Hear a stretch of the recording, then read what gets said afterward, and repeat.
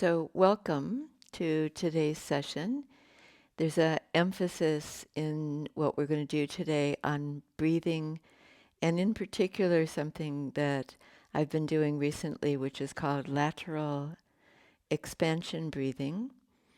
And we'll take a position on a cushion or a seated position where you can be comfortable and elevated. So if you would just set yourself up and have a strap, a yoga belt next to you.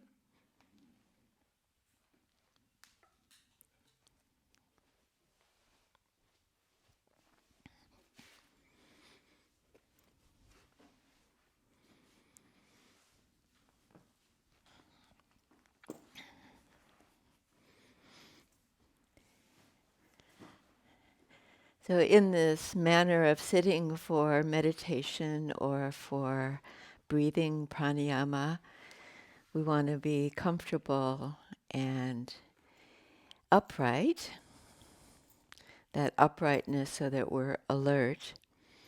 And I've got a strap that I'm going to use to emphasize this part of my anatomy, which is the side rib cage.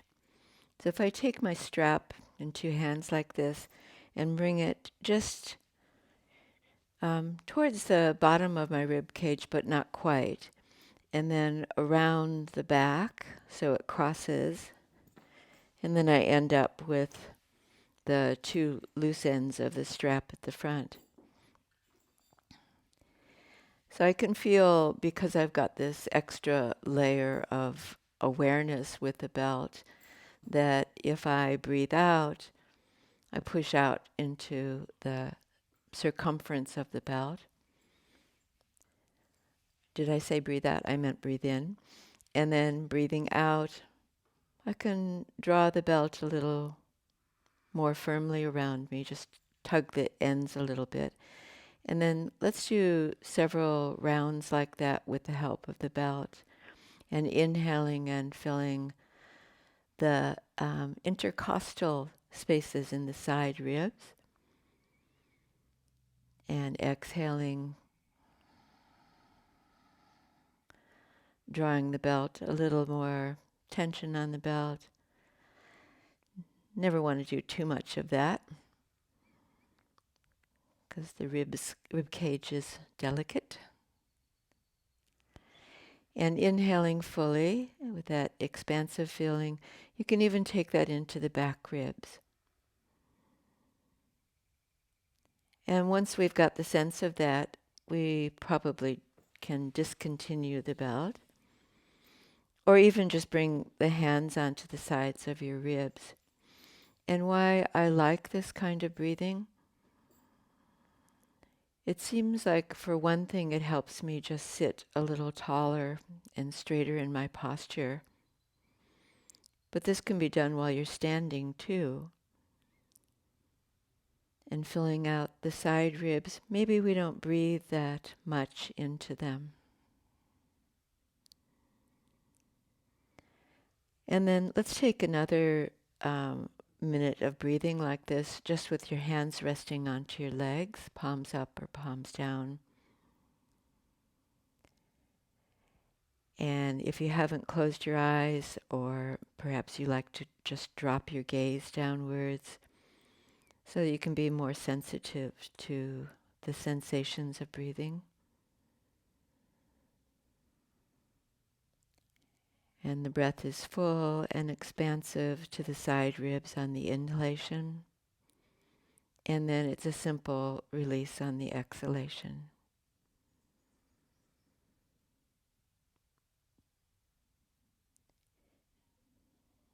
Not to frame your own experience, this is what I notice, is that there's a lengthening through, especially the frontal body from the pubic bone to the sternum, in this kind of breathing, as well as that sideways expansion. Shoulders are passive.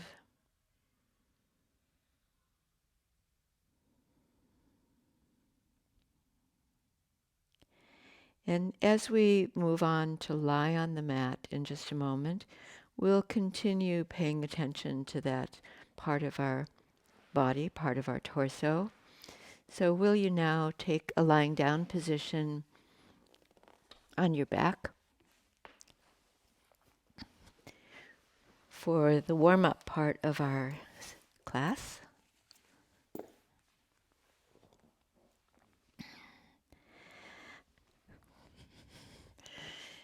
it would also be handy to keep that strap by your side. We're going to use that shortly.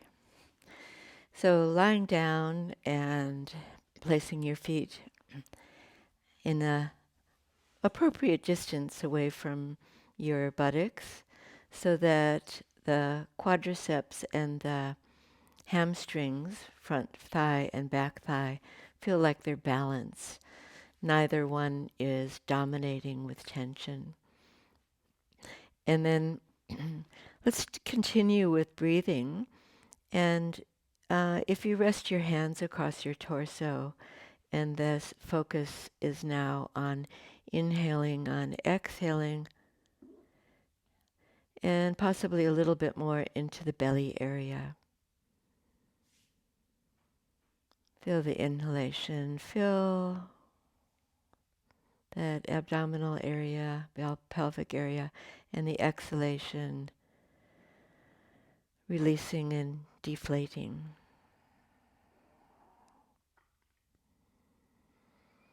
I like to do my warm-up for the practice in this manner because it also reflects movement in my spine, sacrum and lumbar area, with a slight pelvic tilt.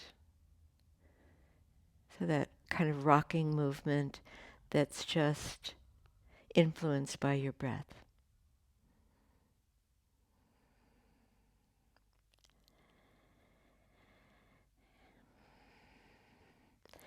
And then release your arms by your side, palms upwards, and then bring one knee in, the second knee in. Place your hands at the front of your knees, your kneecaps, and then let's continue with apanasana and exhaling and inhaling. You might start out with a small movement and then build up some momentum as you go along by deepening your breath. I've got my knees a little separated and my feet slightly separated. And when I bring my thighs towards my rib cage, I want to move my sitting bones towards the floor. So that movement gives you a little bit more space in the base of your spine. And you might feel a complementary widening through the pelvic floor too.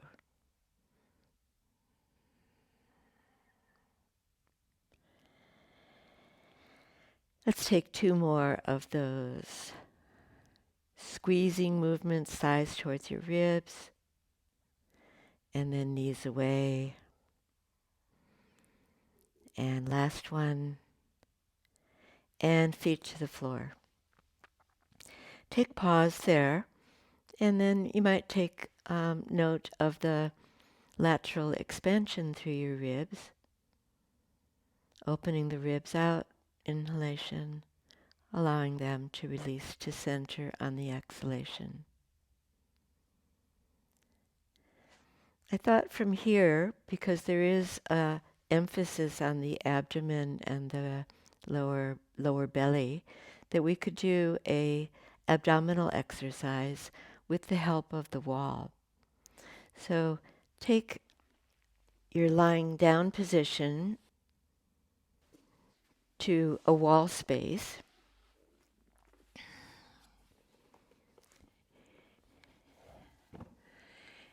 And I'm going to place my feet on the wall, still lying down. And I'm the distance of my shin bone away from the wall.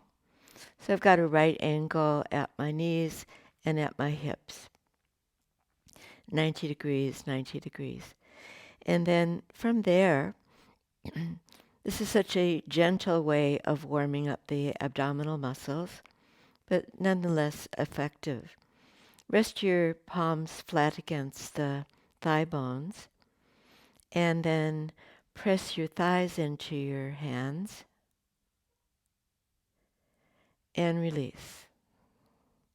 Let's say the exhalation, you add pressure and press your thighs into your hands, and then equalize that pressure as you press your hands into your thighs. That's it. And you might begin to notice the pelvic tilt too. There's just a very slight tilt of your pelvis as we work in to the lower belly.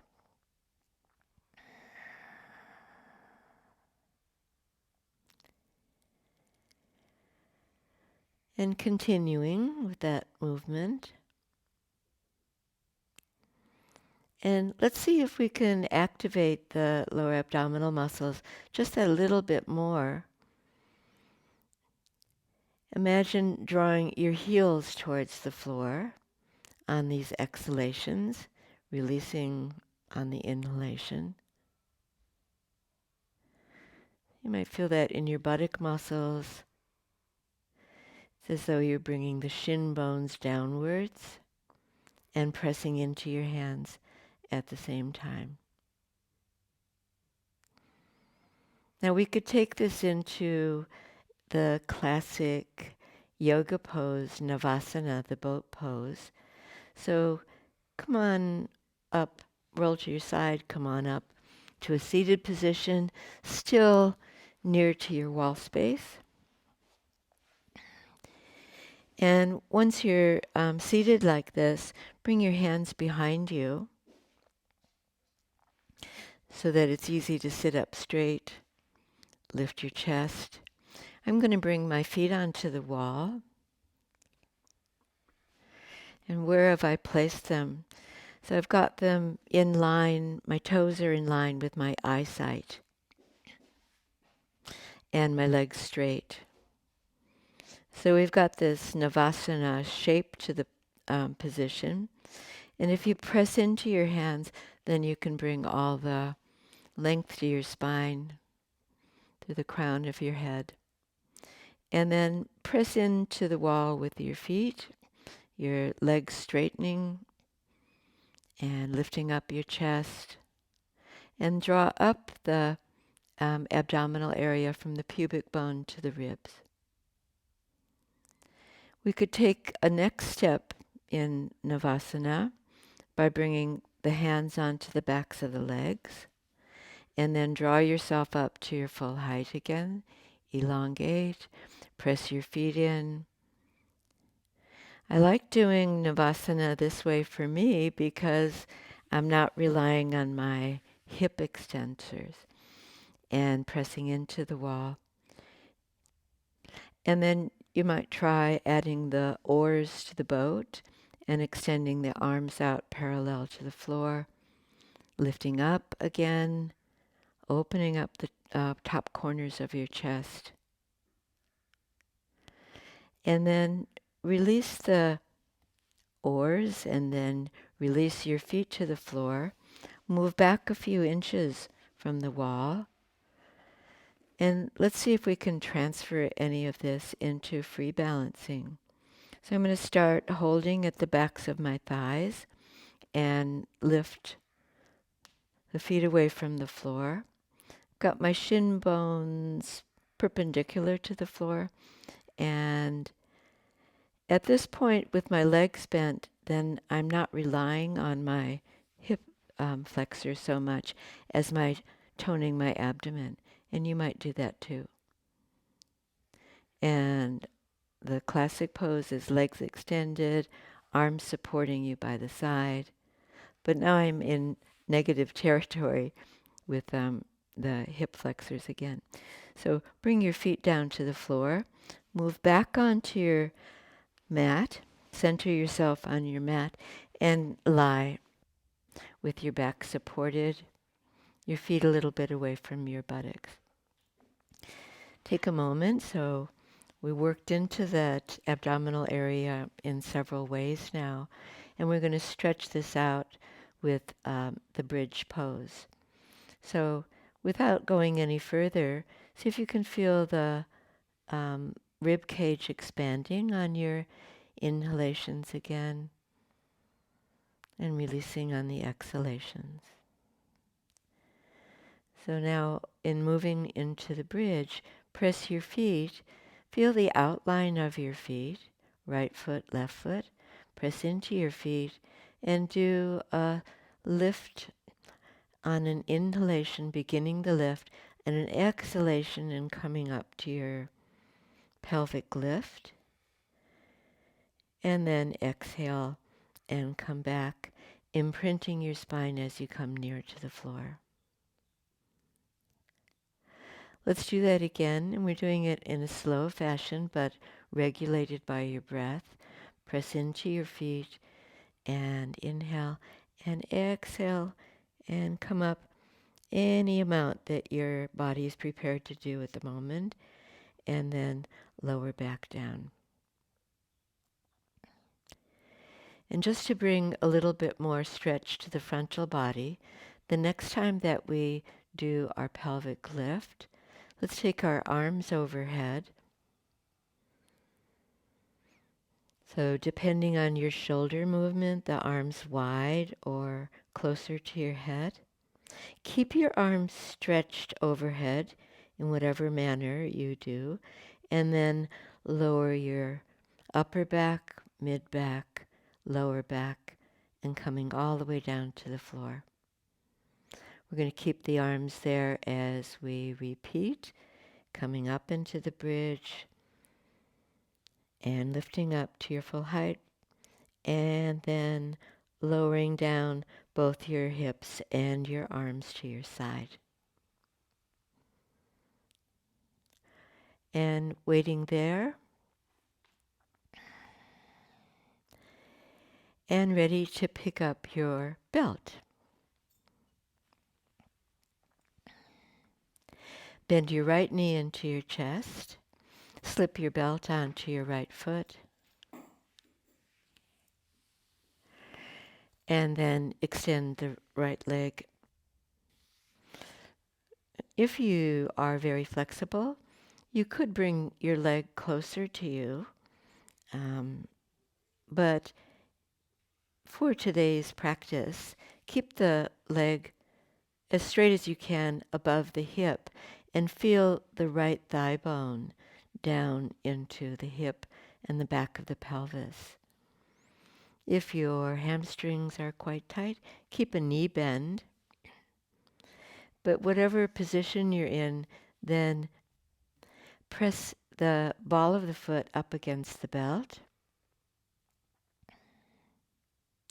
and feel the toning of the front thigh muscle as you do that. But in the main, we want the femur to be pressing towards the floor, so it's grounded at the same time as you're stretching your foot up. Pass the belt into your right hand.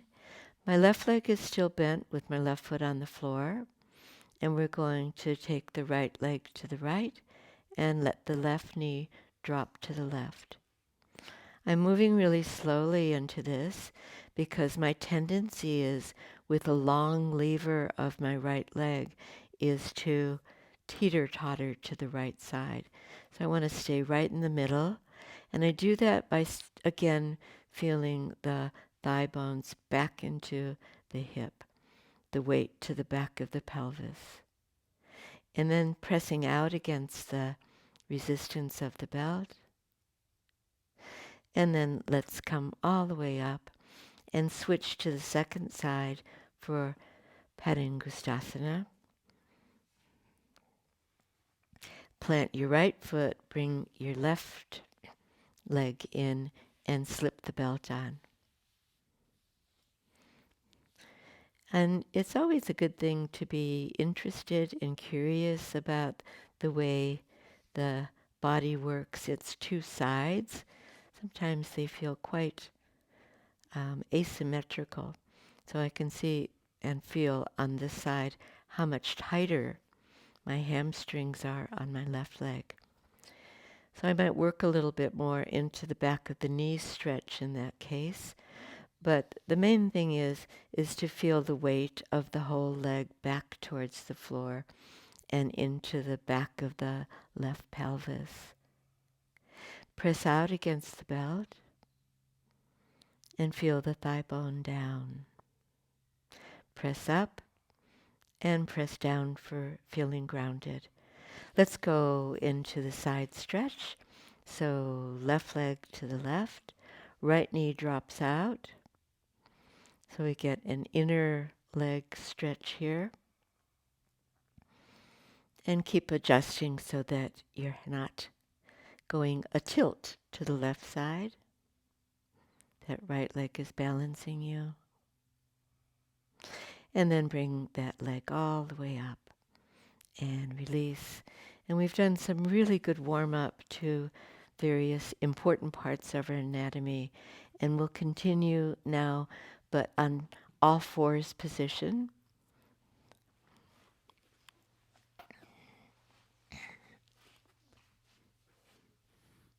And set yourself up well on your hands and your knees.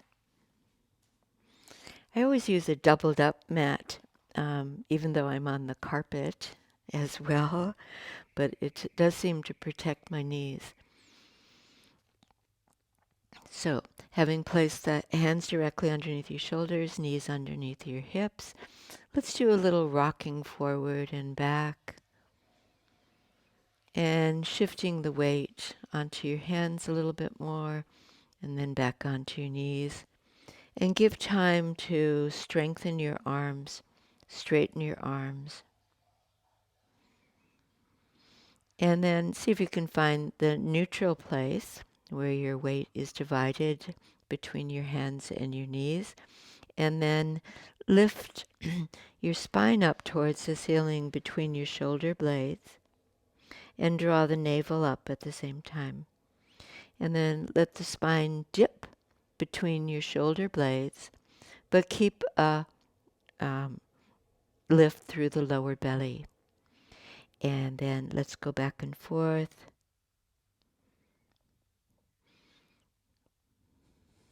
When your spine lifts, as much as you can, avoiding hunching your shoulders. When your spine dips, the low belly is still lifted. Right? And then last of all here, try this exercise. I've been doing it recently because I'm working on the stiffness of my fingers and thumbs, which I can experience sometimes. So what is it like? Can you lift one wrist? Can you lift the other wrist? It's kind of nice when you've been putting weight on them, is to extend them. And can you lift your thumbs? And then bringing the wrist down to the floor again. And to whatever extent you can, see if you can take the weight off of the wrist and lift up. So your weight's all on the backs of your knuckles. And the thumb comes up too. And then all the way down. And then let's give a treat to the wrists and come down onto your elbows. Turn your palms to face the ceiling. Open all of your fingers wide. And then let's back on to all fours again. We're going to move from here into downward facing dog pose. So tuck your toes under and then push off. Push into your hands, lift your knees, lift your hips high. Let's give this a really nice hamstring emphasis. So step your feet as wide as you can onto the mat. My little toes on the edge of the mat, and then my little finger too. So I've got wide shoulders and wide hips in this position. Soften your knees, and then this is what I mean by being kind to your hamstrings. A wide position, Doesn't put so much stretch on them initially. And then let's come back down. Bring your hands in a little bit, bring your knees in again, and we're back into all fours kneeling. Straightening as much as you can through the elbows. Swing your feet together and draw the buttocks back towards your heels in a slow fashion, exhaling all the way back. But we're not staying, and then lifting buttocks up and coming forward. Lead with your chest. Your head isn't lifted, you're just looking out towards the end of your mat. And then ease your way back. Gentle warming up through your knees. And once more coming forward and chest forward. And moving on to another way of doing dog pose. Tuck your toes under, lift your knees up, lift your hips up. Good. Now your feet are the hip width distance. You could say one foot is behind its respective hand, right foot, left foot. And then bend your knees and lift your buttocks up. But make this as much of a shoulder stretch as you can. I'm going to bring my chin in towards my chest. And so flexing through the upper part of my spine. And then releasing to come back to ground and knees down and easing back, giving the wrists a bit of a break. You can bring your elbows down and coming back to your version of child's pose. Maybe take pause and we'll come back to our lateral expansion of the ribs, breathing in to the side ribs, breathing out from the side ribs. And then just one more dog pose and coming into all fours kneeling first. Toes tuck under. Lift your knees, lift your hips. And this time, lift right up onto the balls of your feet, the backs of your toes. See if you can roll in a little bit to the big toe side of your foot. Your heels are lifted and your feet almost perpendicular. Straighten your legs to whatever extent you can. Stretch your shoulders. And then little by little, lower your heels. Come into full dog pose possibly. Notice if you've lost some of the shoulder stretch. See if you can take some of the weight off of your shoulders back into your hips and your legs. Beautiful. And then take a walk forward and walk your hands back. Just hang for a moment, hang loose. Draw the lower belly up away from your thighs. Release the weight of your head down. And then ease your way up with your arms just loose by your side. And all the way to standing. Good. And once you're standing and on your own 2 feet, we can continue that idea of warming up parts of our body with some balancing poses. So I'm going to stay near to the wall just in case I need it. And we're going to do some really simple hip and leg movements. So let's say I'm on my right side facing the wall, right hand resting on the wall, and lift your left heel and keep the hips very compact to the center line of your pelvis. So very contained through the hips. And even that when you lift your foot fully off the floor and bend your left knee towards your chest. Relax your shoulders. Good. And then lower that leg down. Good. Keep compact through the outer hips to the median line of your body. And this time, keep your left hand onto your left hip. And let's take the left leg out to the left side. So moving the left leg and lifting it out to the side and then bringing it back in. It's so easy to lean into the wall at this point. So keep that firmness through the outer hips. And let's try that on a few goes, lifting the leg out to the side, kind of like a little brush of your foot out, and your foot's in flexion, in dorsiflexion, and back in. I'm really working hard, and it helps to use your low belly muscles too, lift up there. That's good. The next time that you take your leg outside, then bend your knee and bring a toe tap to the inside of your right knee. Then re-extending the leg out to the side and down to the floor. So we'll go through that sequence. Left leg brushes out, toe tap, brush out, and down to the floor.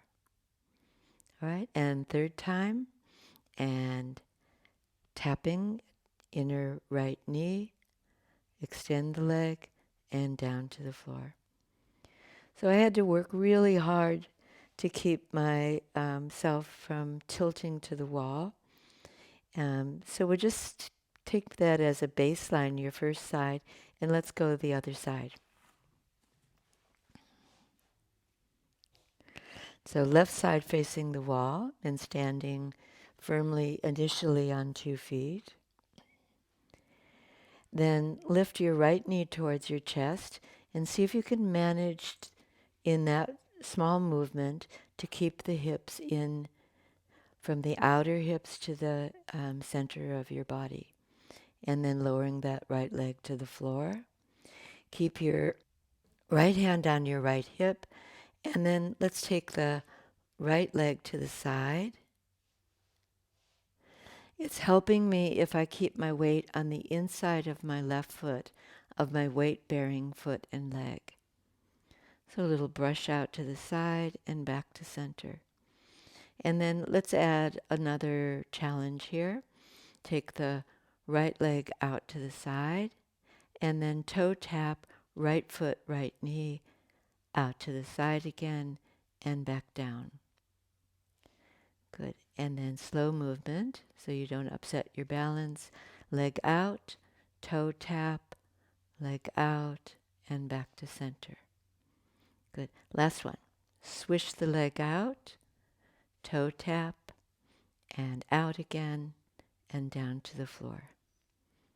So perhaps, and I hope this is the case, that this has helped us with the standing pose, Vrishkasana, tree pose. So there's the wall for me if I need it. And we're going to start with the left leg and bend up your knee towards your chest. Place your left foot along your right leg. As soon as you do that, then there's a strong lean out. So contain your hips again and draw the outer right thigh and hip into the body. What will help also is press back into your foot as much as your foot presses into your legs. And then you might find that you can join hands in front of your chest if you found your balance point, or even extend the arms overhead. And then slowly lower your arms, lower your leg for the second side. So I feel like those awarenesses early in balancing on one leg has helped me maintain the pose, but we'll see what it's like on the second side. So right leg comes up, and you're going to place your right foot along your right leg. I'm going to bring it onto my thigh. And once I've placed that foot, then containing the hips again, feel your abdominal muscles helping you do that. And on this side, if you are able to, then bring the hands into a prayer position in front of your chest. If your balance is really shaky, really work the outer hips. Press into the center line of your body. That's where I am today, just working the hips. And then finally releasing, if you've had your hands up or your arms up, arms and leg at the same pace. Good. That took so much concentration that we need a shake out.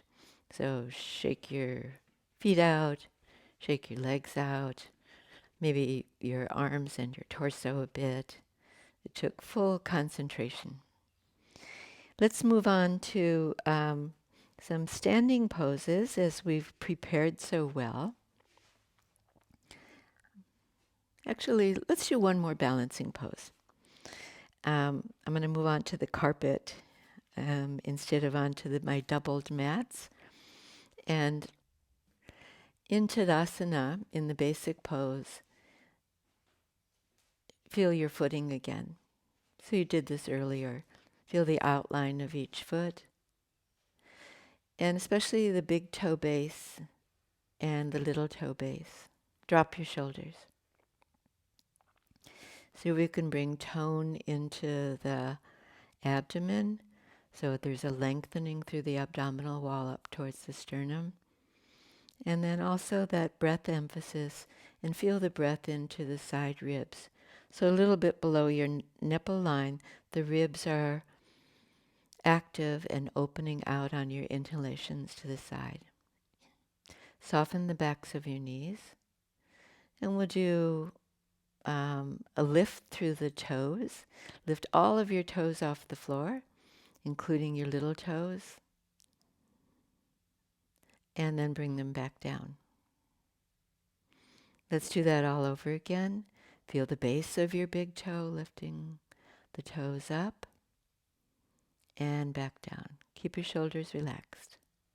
And third time, and toes up, and little toes up.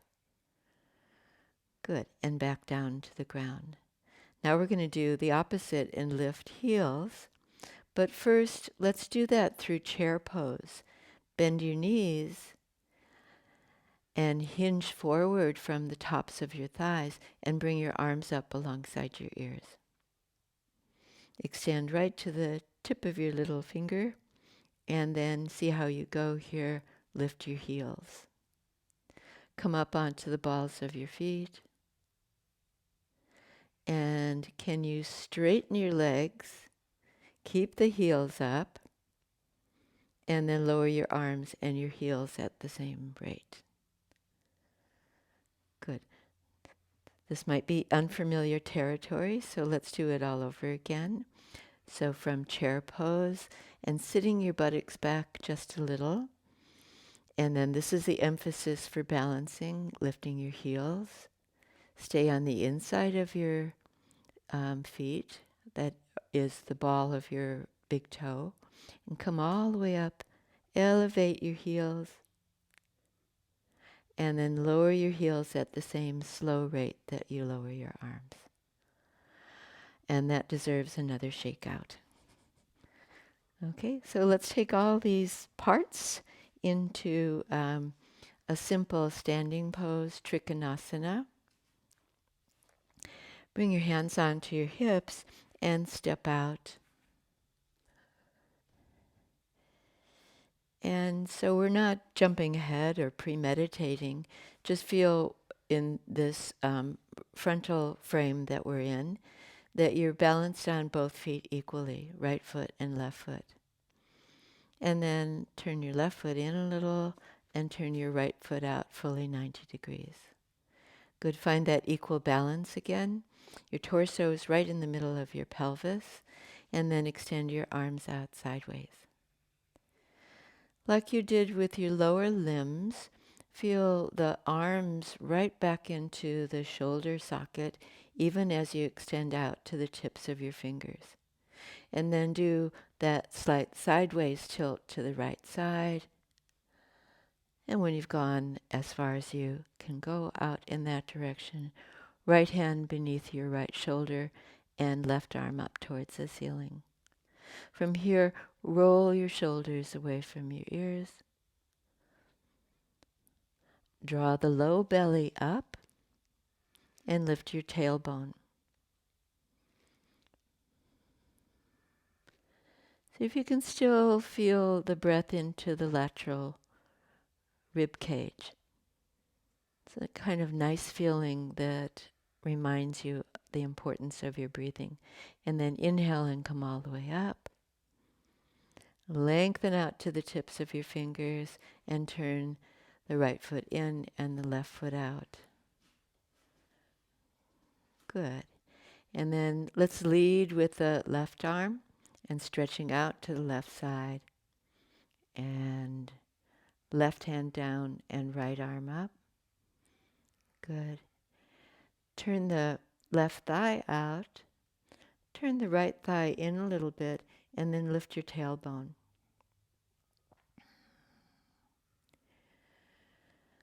Good. And then feel the breath again into the lateral ribs, maybe into the back ribs as well. Open up your chest towards the ceiling.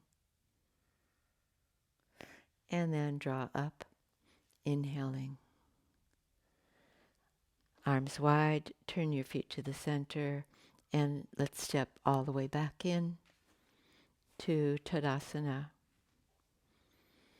So if we start to draw those earlier warm-up movements together, feel the arms relax by the side of your body, the elbows a little soft, the backs of the knees soft, and then lengthen the frontal body from the bottom of your torso to your shoulders and drawing up the low belly muscles. Feeling your breath, the breath animating your Tadasana. And then hands to your hips, and let's once more step out wide. Find the balance of your weight on both feet, and then turn your feet to the right side. Take a lunge with the right leg, and then unlunge. I don't know if that's a word. So bending and straightening. Let's keep the bent knee position and extend the arms out parallel with the floor, and feel the weight now back into your left foot, equal with your right foot. Beautiful. Turn your head, look over your right arm, and then let's see if we can create the sensation of the arms moving back into the shoulder joint at the same time as here extending the elbows straighter. Good, and then head to center. Let's keep the arms up and turn the feet all the way to the left side. And take a few knee bends. You might have one knee that seems to glide a little bit more than it's made. Good. Hold the knee bend. Move the left knee back a little bit to open up the left groin. Look over your left shoulder to the left side. Long arms, but very stable in the shoulder sockets. Draw up the frontal body from your pubic bone to your ribs to your shoulders. Feel the weight on the back leg, solid. And then looking forward and straight left leg, feet to center. Bring your hands onto your hips and step all the way in. Tadasana, arms by your side again. Let's do just one more of the standing poses, and this one is Prasarita Padottanasana. Hands to your hips, step out. Landing on your feet, Feel your both feet with equal pressure as much as you can. Turn your feet to the right. Take your lunge. Not too deep a lunge, not too shallow. The patella is in a direct line over your ankle. And then do a lean out over that right leg. Rest your elbow onto the knee, just above the knee on your thigh bone. Turn your palm up towards the ceiling. And then here, most of the weight's transferred for me onto my right foot. Lengthen back into your left leg and left foot. Good. Let's try that arm extension, the left arm up towards the ceiling. Stretch up. If the shoulder's tight, have the arm a little forward or soften the elbow. Turn your palm towards the right side and let's complete that pose with a long diagonal line of your arm, the top ribs, and the left leg. Good. Roll your shoulders back. Let's come all the way up in one movement, straightening the leg, arms out to the side, feet to center, feet turn to the left. Good. Take your lunge, and it's left elbow onto your left thigh, just above your knee. You can look down there and see where you've placed it, and your palm up towards the ceiling. Now I'm ready to take my arm up towards the ceiling. Right arm, even as you extend it up, feel the right arm into the shoulder socket. Then turn your palm towards the left side and extend. And that pretty straight line from your fingertips, left hand, down into your left heel. Good. Just before we finish, can you feel your lateral ribs again? And take a few breaths and open and expand the lateral rib cage. Inhale and come up. Straight leg, arms out to the side, feet to center, and then let's come all the way back in to Tadasana, home base. Have your feet a little separated. Have your arms at a comfortable distance from the side of your body so that you can breathe into your side ribs. Soften behind your knees. And we have 2 more things to accomplish here in the active part of our class. And the next part is lying prone. Lie on your belly for some baby back bends.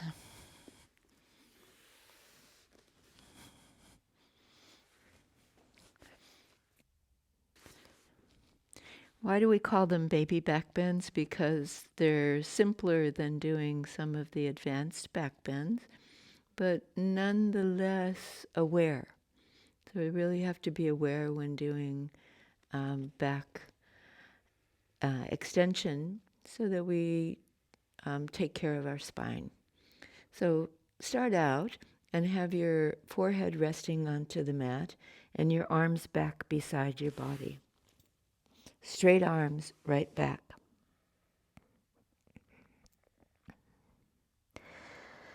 Then alternately and for about 4 or 5 times, lift your shoulders away from the floor and then drop them down.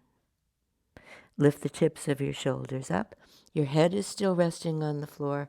It's only a movement for your back chest in the main and your shoulder blades. Good. And then file away that sensation of retracting your shoulder blades and bring that movement to a stop. Prepare for the Cobra Pose Bhujangasana by pressing the pubis down. It doesn't take a lot of pressure. Press it down. That's part of your base. And lift the low abdomen up. Then bring your hands forward and place your hands underneath your shoulders. If you know that your back is very stiff, have your hands more forward. And then otherwise have your hands so the tips of your Your fingertips are underneath the points of your shoulders. Pubis down, low belly up.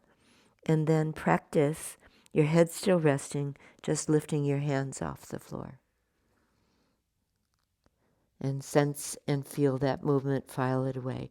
Press your hands down, lift your head a fraction off the floor, and then anchor your hands strongly into the mat. Press them down.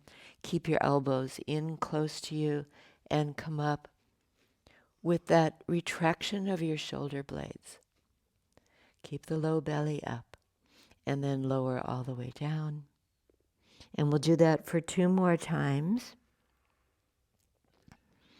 Take your own rate of coming into your small back bend. Shoulders move down, your elbows move down and back. Good. Instead of pressing the navel into the floor, lift it up, draw it into your body. Feel your legs engaged as you come up. And just looking straight forward is plenty at this point. And coming all the way down. And probably you're on your last one now. That sounds so final.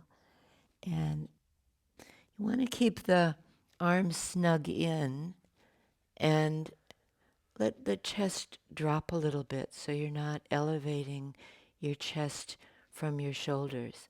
And then feel if you can bring your chest forward and up and all the way down to the ground.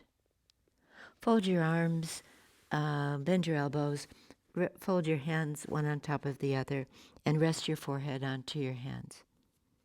Give your buttocks a shake out.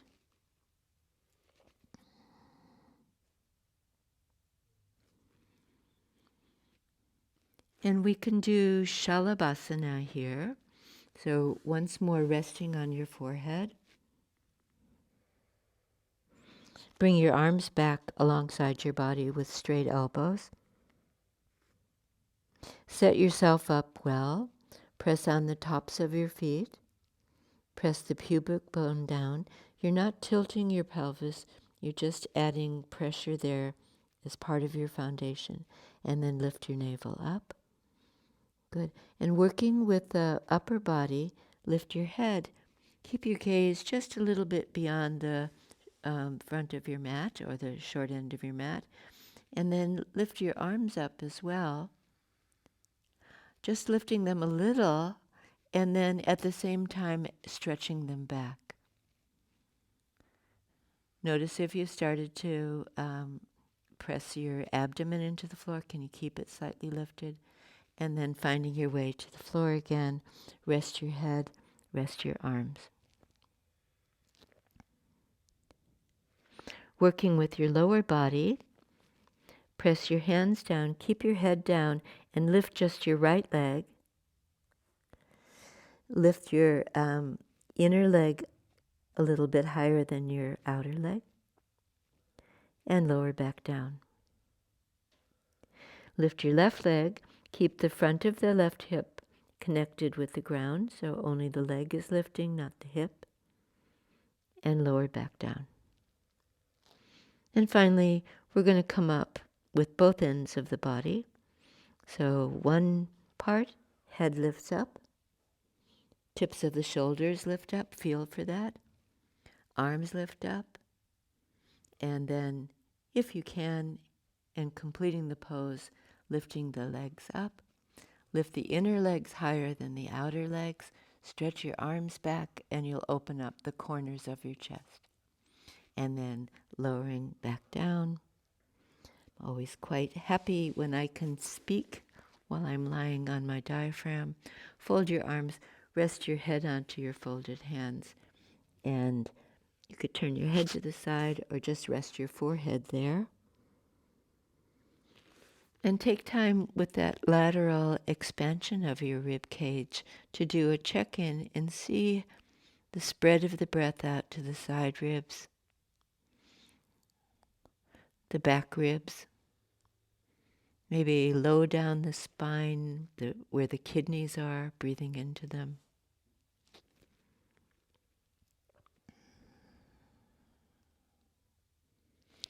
Right? And then in the last of our prone positions. We're going to take the bow pose in a particular manner. So bend your legs and flex your feet. So dorsiflex your feet and feel where your thigh bones are on the floor. And then see how much you can lift your thighs away from the floor and pushing up through the heels and the inside of your feet. I can only lift up a little bit and then releasing down. So we usually do this pose holding the ankles, and then that hand hold will give us a little bit more lift of the thigh bones. So with your head still resting, reach one hand back and then the other. You can use a belt to catch your ankles if you're not able to reach your feet with ease. And keep your head resting, and then see with the ankles pressing into the hands if you can lift your thighs a little bit higher. I certainly can. And then the thighs come down, and releasing your hands, fold your hands again. Let your legs drop back.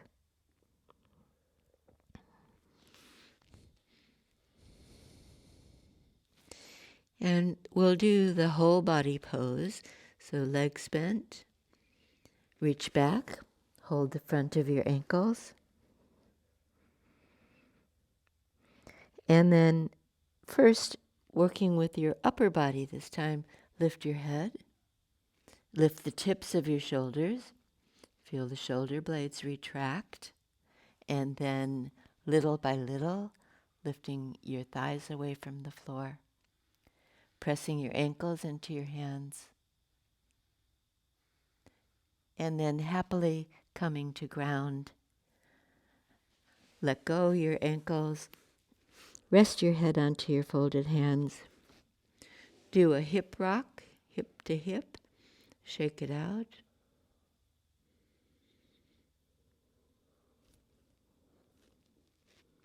And then moving with your breath when you're ready, use your hands to help you underneath your shoulders to lift up your head and your chest. Come to all fours kneeling.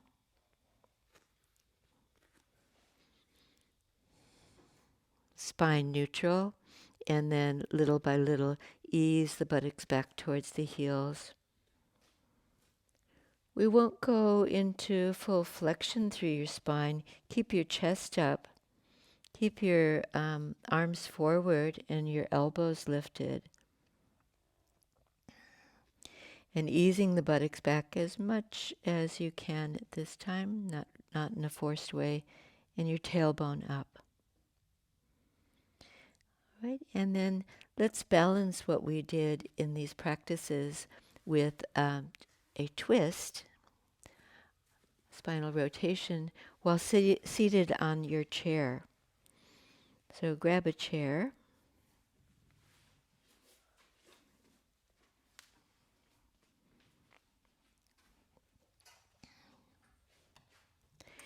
And have a seat on its side saddle.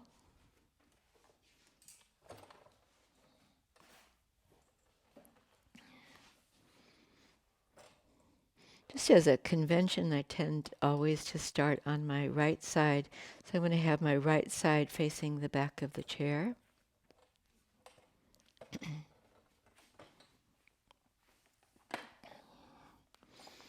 And once I've got that position sideways on the chair, my feet are directly in front of me and grounded, and a little separation between my knees.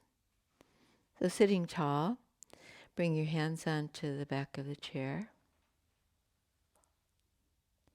And there's a little distortion that comes into the torso at this point. And because you've turned to the right shoulder is probably lifted. So I want to level, or as they have sometimes said in India, levelize the shoulders. so they're more or less parallel. And then instead of forcing our turn, our rotation, just turn a little bit at a time. And maybe initially you're doing that by your line of vision as you look back to the right side. And then lift your elbows. I like to do the chair twist like this with the elbows lifted because it does seem to influence opening the top of my chest. And then take several breaths and emphasize the lateral breathing.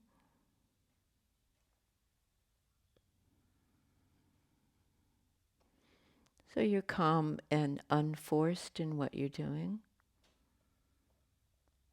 And the rotation in the main from your head and your neck and your upper torso. And just before I finish, I might look back towards my legs. My left knee has gone forward of my right knee, which is a good thing. So that allows your sacrum to stay in a straight line. All right, and then let's get ourselves out of this chair. And you'll have my back to look at this time. When you're settling in there, just make sure that your feet are directly underneath the knees. Your knees hip width distance and your feet hip width distance. And then let's go on to this side and see what it's like. See whether we can note any differences. And make a good beginning by drawing that left shoulder down. You might open up the collarbones right to the very ends of them and feel the breath in the upper corners of your chest as well as the rib cage, opening the rib cage. If you lift your elbows slightly out to the side, you've got lots of space there. You can open up the armpit part of your side ribs.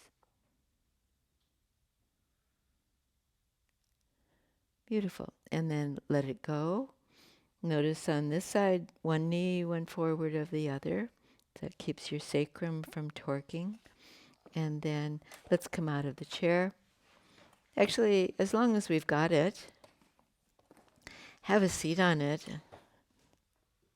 I was going to say like normal people do, but not even here. Come a little forward so you're closer to the edge of the chair. And then look at your feet and bring them out. I've got my feet wider than the chair legs.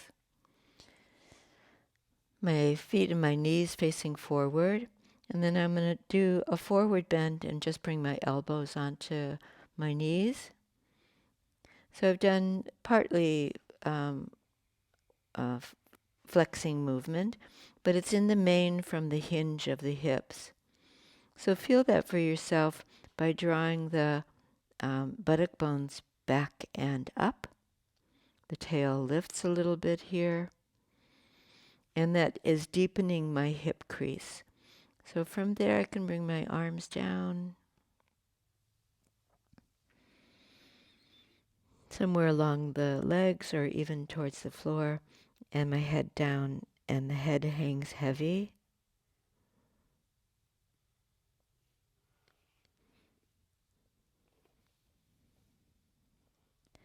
Feel the breath into the side ribs. See how much space you can create for the inhalation, opening into that lateral expansion.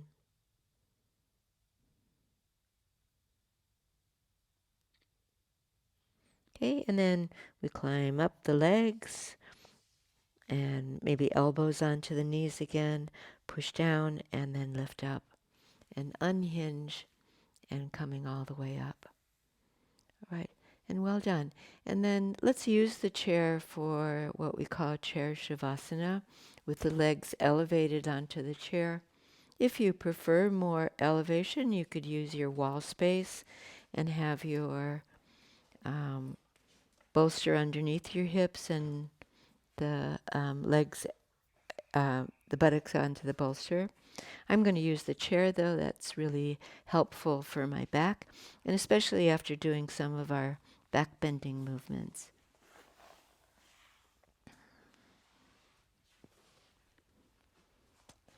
You want to get the right height for your legs to be supported. That would create a right angle behind your knees. Short people might want to blanket underneath your buttocks. Actually can give you a lot of comfort for your low back. Or taller people put a blanket up onto the seat of the chair.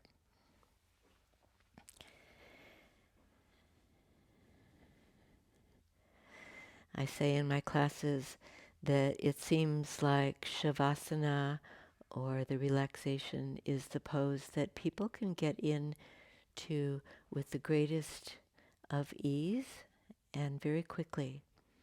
So having arrived in a supported position, take a little time to make sure that you're fully comfortable. One way of thinking about that is, can you be even 10% more at comfort and ease in your body lying down? And I'm going to rest my hands onto my rib cage, a little bit out to the side, and monitor my breath again.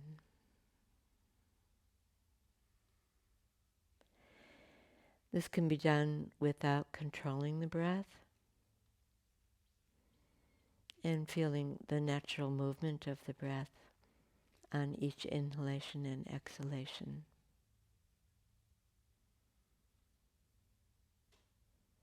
This is happening through every moment of the day, every day of your life,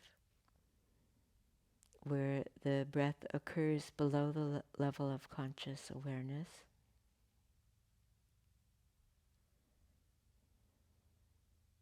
But in yoga, we give it much more attention, pay more attention,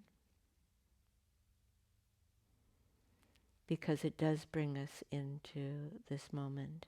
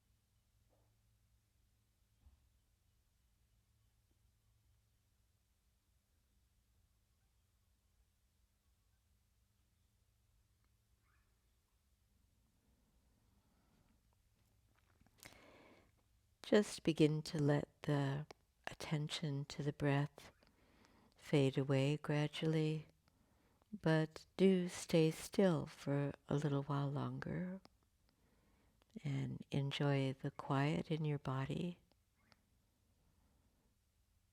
and a peaceful state of mind.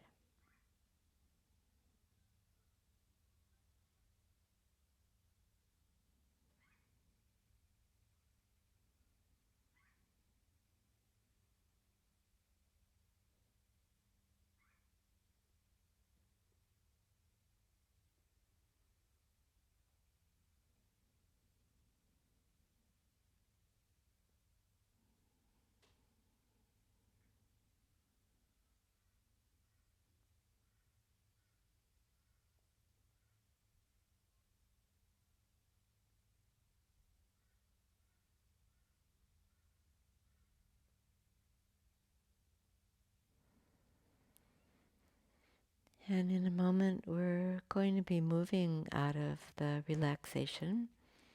So savor the fruits of your practice and the quiet time that you've had.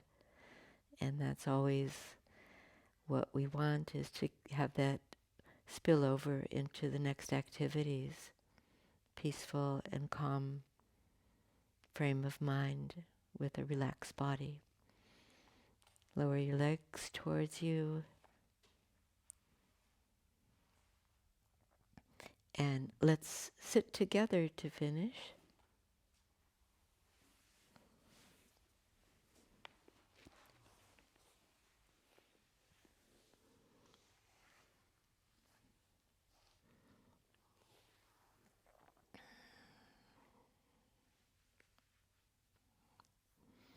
Take this last part of the session to find a comfortable seated position. Possibly here, just rest your hands into your lap. One hand rests in the other. And if you like, close your eyes or look downwards. And feel into the gesture that your hands make. It's one of receptivity.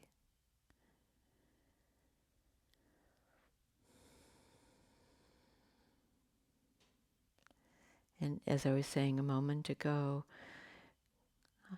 receiving the fruit of the practice, acknowledging yourself for getting yourself here on the mat and practicing and together.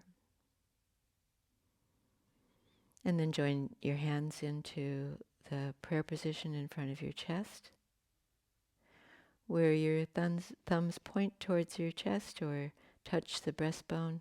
Lift a little bit, let your chest flower open, and incline your head towards your chest, really to your heart center. Feel the warmth and goodness there in your own heart. And we share it with each other when we say Namaste. Thank you.